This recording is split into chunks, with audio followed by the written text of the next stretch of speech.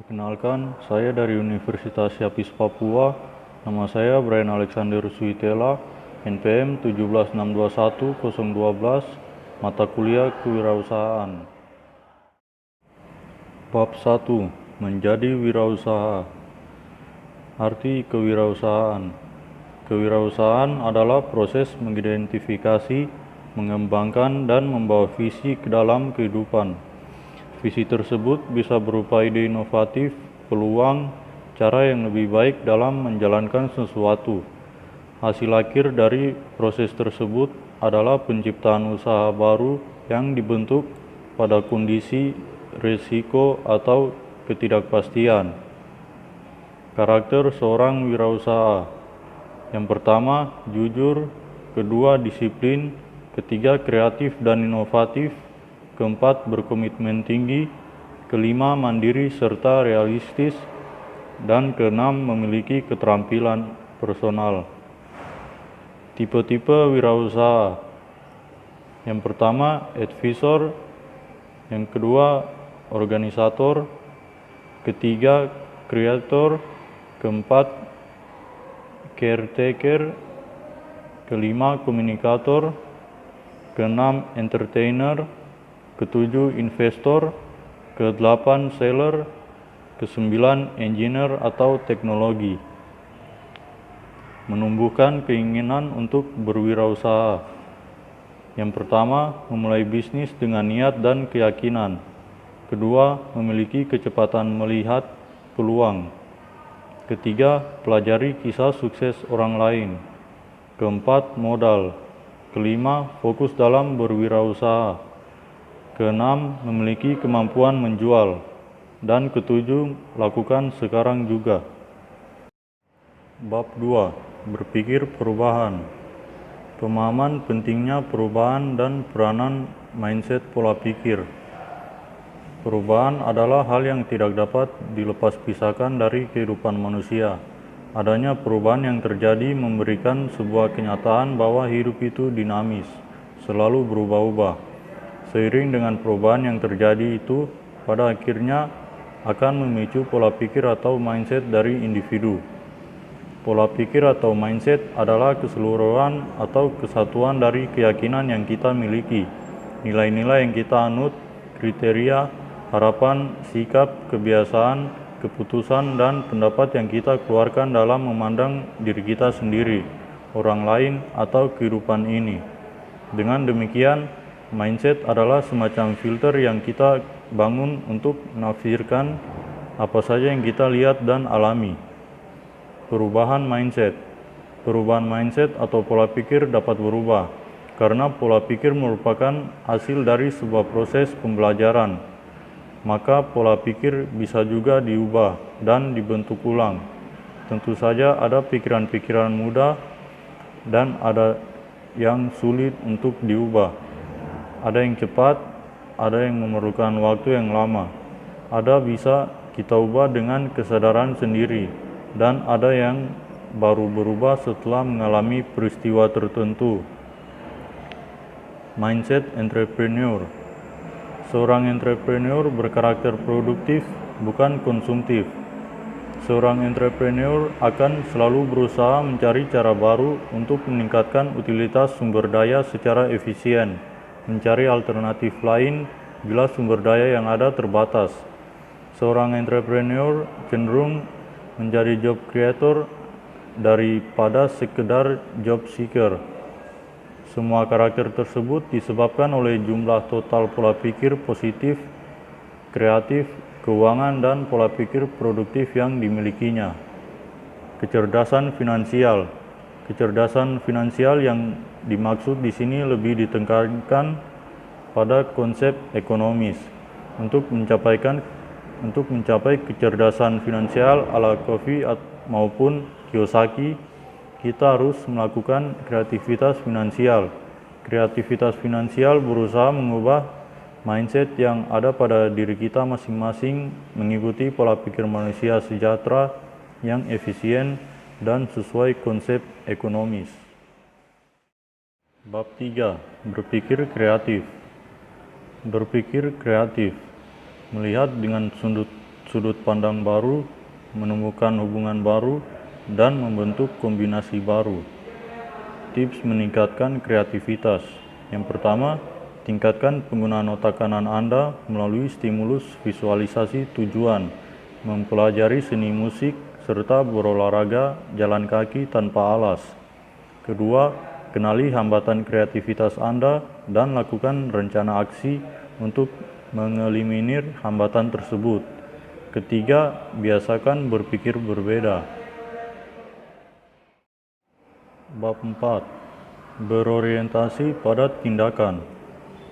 8 kebiasaan manusia yang sangat efektif menurut Stephen Covey. Yang pertama, proaktif. Kedua, bermula dari ujung pemikiran, end of mind. Ketiga, dahulukan hal yang utama. Keempat, berpikir menang-menang, win-win. Kelima, memahami untuk dipahami. Keenam, sinergi. Ketujuh, menajamkan ketahanan, fleksibilitas, dan kekuatan. Dan kedelapan, menemukan keunikan dan membantu orang lain menemukannya. Bab 5. Pengambilan resiko. Pengertian. Resiko bagi para wirausaha merupakan suatu tantangan karena wirausahawan lebih menyukai hal-hal yang menantang untuk lebih mencapai kesuksesan dalam hidupnya. Pengambilan resiko menurut perspektif wirausaha yaitu dengan mengambil resiko yang tidak terlalu tinggi dan tidak terlalu rendah. Pengambilan resiko berkaitan erat dengan kepercayaan diri. Semakin besar keyakinan pada kemampuan diri sendiri, semakin besar pula keyakinan dalam mempengaruhi hasil dan keputusan, serta semakin siap pula mencoba apa yang menurut orang lain penuh dengan risiko. Klasifikasi. Yang pertama, risiko murni. Risiko murni adalah risiko yang menyebabkan kerugian dan tidak mungkin menimbulkan keuntungan. Risiko murni menjadi karena ketidaksengajaan dan tidak dapat dicegah. Kedua, risiko spekulatif. Risiko spekulatif adalah risiko yang diambil secara sengaja atau sadar oleh seorang wirausaha dan memiliki dua kemungkinan hasil, yaitu keuntungan atau kerugian. Pengelolaan risiko. Mulai dari risiko yang kemungkinan prediksi kerugian terbesar atau prinsip Pareto. Pilihan strategi pengelolaan. Dikontrol supaya risiko-risiko tidak muncul. Misal SOP dan quality control. Ditransfer kepada pihak lain. Misal konsumen, supplier, dan asuransi. Dibiayai sendiri. Dibuat cadangan dana untuk membiayai jika risiko terjadi. Bab 6. Kepemimpinan. Perbedaan manajer dan pemimpin. Pemimpin adalah seorang pemimpin yang mempunyai sifat-sifat kepemimpinan, personality atau authority, berwibawa. Pemimpin dapat memimpin organisasi formal maupun informal dan menjadi panutan bagi bawahannya. Biasanya tipe kepemimpinannya adalah participative leader dan falsafah kepemimpinannya adalah pimpinan untuk bawahan. Sedangkan manajer juga merupakan seorang pemimpin yang dalam praktek kepemimpinannya hanya berdasarkan kekuasaan atau authority formalnya saja.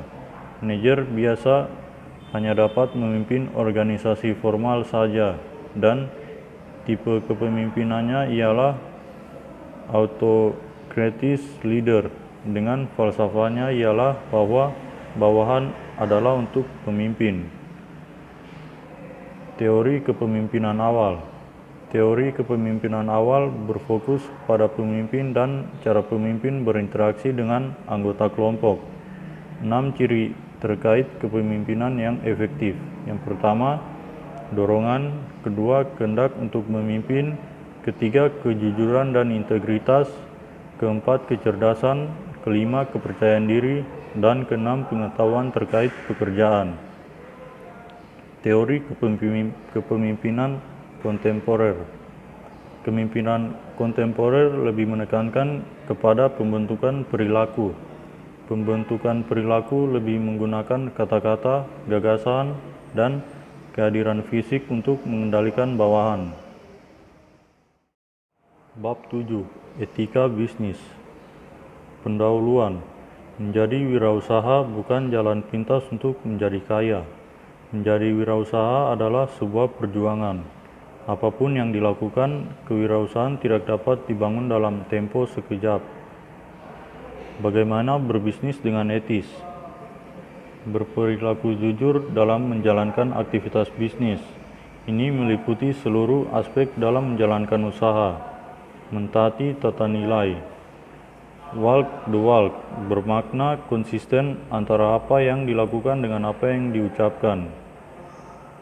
Apa itu etika? Suatu pedoman untuk mendapatkan hidup yang bernilai atau bermartabat. Etika memberikan petunjuk tindakan-tindakan apa yang benar dan apa yang salah. Bab 8. Faktor X. Pengertian faktor X. Faktor X merupakan faktor yang melekat pada diri semua orang, tak berwujud benda namun dapat dirasakan. Pada diri seorang entrepreneur, faktor X sangat mempengaruhi geraknya dalam menjalankan usaha. Awalnya faktor X tidak ada atau sangat kecil sekali. Namun apabila kita tekun, maka faktor X tersebut akan muncul dan tumbuh karena ia hidup. Karena ia hidup, ia pun dapat mati. Menemukan dan menggali faktor X. Kenalilah diri Anda sendiri dan mulailah menimbulkan X pada diri Anda. Carilah pintu yang mampu membuat X Anda tumbuh. Datangi dan ketuklah masing-masing pintu tersebut. Pintu yang bagus adalah pintu yang di dalamnya terdapat ruang besar bagi Anda untuk berkembang dan di dalamnya terdapat pintu-pintu lain yang dapat Anda buka. Waspadailah hidup yang nyaman, karena hidup yang demikian dapat membuat hidupmu sulit. Pintu yang tepat adalah pintu yang membuat Anda merasa mampu untuk tumbuh dan memberi ruang untuk berkembang. Sikap-sikap menghadapi faktor X. Yang pertama, mendiamkan saja. Kedua, mengirimkan sinyal positif. Dan ketiga, mencari pintu dan mengetuk pintu. Pada dasarnya, sikap adalah pilihan. Terdapat banyak pilihan sikap yang dapat kita gunakan. Untuk menemukan dan menggali faktor X tersebut, semua bergantung pada pilihan sikap apa yang kita gunakan. Karakteristik faktor X merupakan penentuan keberhasilan, merekat pada diri manusia, membentuk kombinasi baru, tidak diperoleh dalam waktu sekejap, namun ia dapat tumbuh dan berkembang menjadi X besar. Dapat berasal dari diri sendiri, namun juga dapat berasal dari luar diri. Sekali tumbuh, ia dapat dipakai untuk usaha lainnya. Bab 9. Mencari gagasan usaha. Pengertian gagasan usaha. Gagasan usaha merupakan suatu ide untuk mewujudkan suatu pemikiran yang baru dan diterapkan dengan suatu tindakan. Mencari gagasan usaha berarti berusaha untuk menemukan suatu ide yang nantinya ide tersebut dapat menjadi suatu langkah awal dalam menentukan bisnis apa yang akan dibangun. Dalam menentukan ide, tentunya banyak hal yang harus diperhatikan. Bidang usaha kelompok kreatif terdiri dari orang-orang yang karena kreativitasnya sangat mendambakan kebebasan. Dalam bekerja, mereka berorientasi pada pencapaian hasil akhir yang baik. Biasa bekerja sendiri, tidak banyak bicara. Mereka tergolong orang-orang yang tidak pintar ngomong.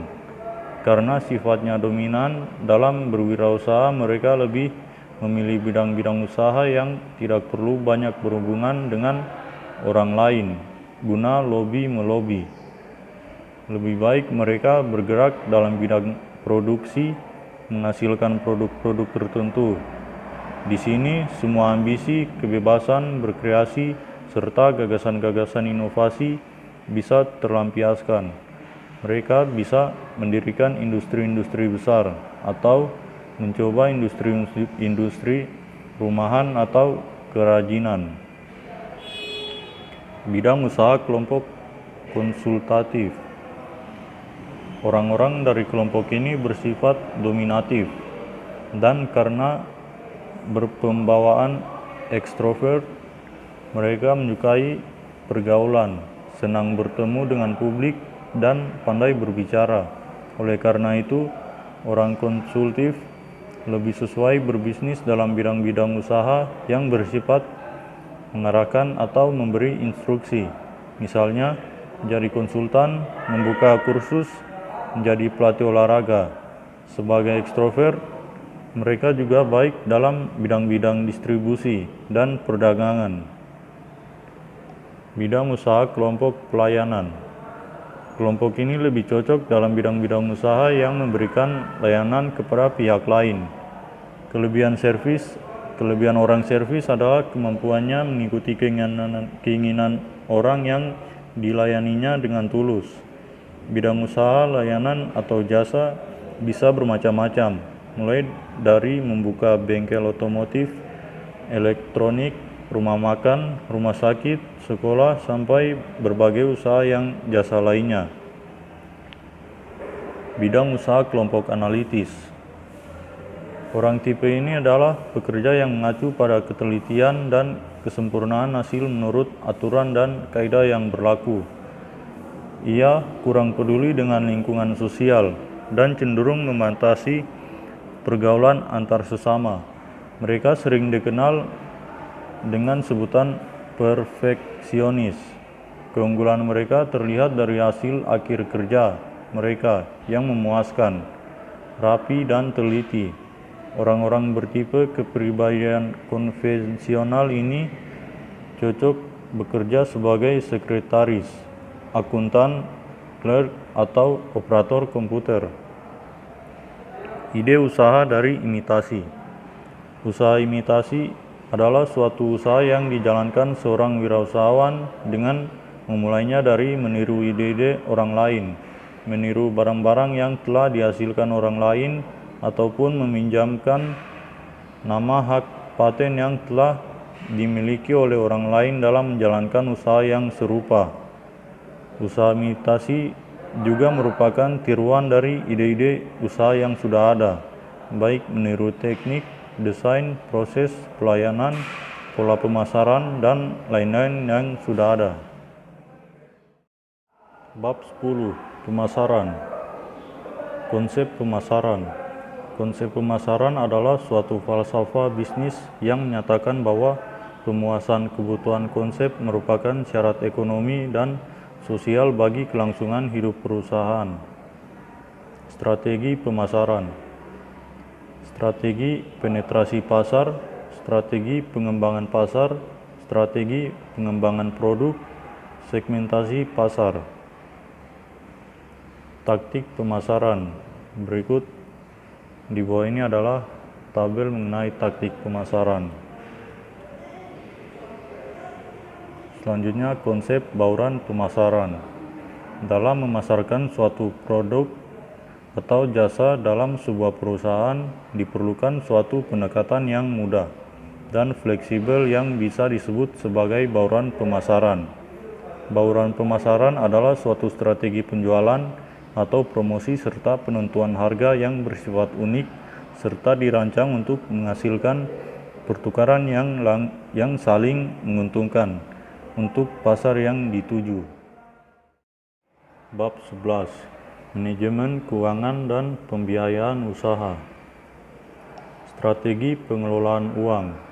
Strategi pengelolaan uang yang efektif termasuk mengatur dan memelihara catatan keuangan pribadi, mengawasi anggaran rumah tangga, menangani buku cek, dan mencapai tujuan keuangan berdasarkan perencanaan yang cermat melalui laporan neraca dan arus kas.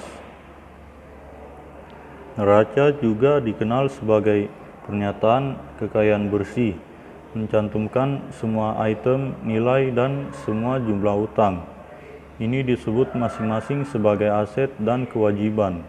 Neraca menggambarkan proyeksi penghematan dan pengeluaran. Laporan laba rugi menunjukkan kinerja keuangan perusahaan selama periode tertentu. Laporan arus kas merangkum semua penerimaan dan pembayaran kas untuk jangka waktu tertentu. Laporan arus kas memberikan informasi tentang pendapatan dan perilaku belanja. Anggaran menilai suatu keuangan saat ini, memberikan arahan untuk mencapai tujuan keuangan, menciptakan tunjangan anggaran, dan memberikan umpan balik untuk mengevaluasi tujuan yang direncanakan. Tips untuk mengelola modal kerja. Yang pertama, tentukan siklus konversi tunai, kemudian gunakan kebijakan manajemen kas, kemudian gunakan kebijakan manajemen inventaris, kemudian gunakan kebijakan manajemen AR, dan gunakan kebijakan manajemen AP. Bab 12. Memulai usaha baru. 11 hal praktis dalam memulai usaha. Yang pertama, memilih nama dan membuat logo. Kedua, memilih tempat usaha. Ketiga, membeli perlengkapan. Keempat, pemenuhan terhadap mesin dan alat-alat produksi. Kelima, merekrut pegawai. Keenam, melakukan training, persiapan, dan uji coba. Ketujuh, memproduksi alat-alat promosi. Kedelapan, pilihan secara legal atau informal. Kesembilan, peresmian. Kesepuluh, proses tambahan. Dan ke-11, belajar dari kesalahan umum. Bab 13. Rencana bisnis. Apa itu rencana bisnis? Rencana bisnis adalah dokumen tertulis yang menjelaskan secara terperinci bagaimana suatu bisnis akan mencapai tujuannya. Biasanya rencana bisnis ini dibuat oleh bisnis baru. Di dalamnya menjabarkan rencana tertulis dari sudut pandang pemasaran, keuangan, dan operasional. Pertimbangan pembuatan rencana bisnis. Yang pertama, risiko bisnis, kemudian kerumitan proses produksi dan transaksi bisnis, kemudian pembaca rencana bisnis, kemudian langkah awal menjadi wirausaha, dan alat bantu dalam mensistemasikan logika bisnis. Komponen rencana bisnis. Yang pertama, ringkasan eksekutif. Kedua, deskripsi bisnis. Ketiga, strategi pemasaran. Keempat, analisis persaingan. Kelima, rencana desain dan pengembangan. Keenam, rencana operasi dan manajemen. Dan ketujuh, analisis rencana keuangan. Sekian dari video saya kali ini. Apabila ada kesalahan kata, mohon dimaafkan. Sekian dan terima kasih.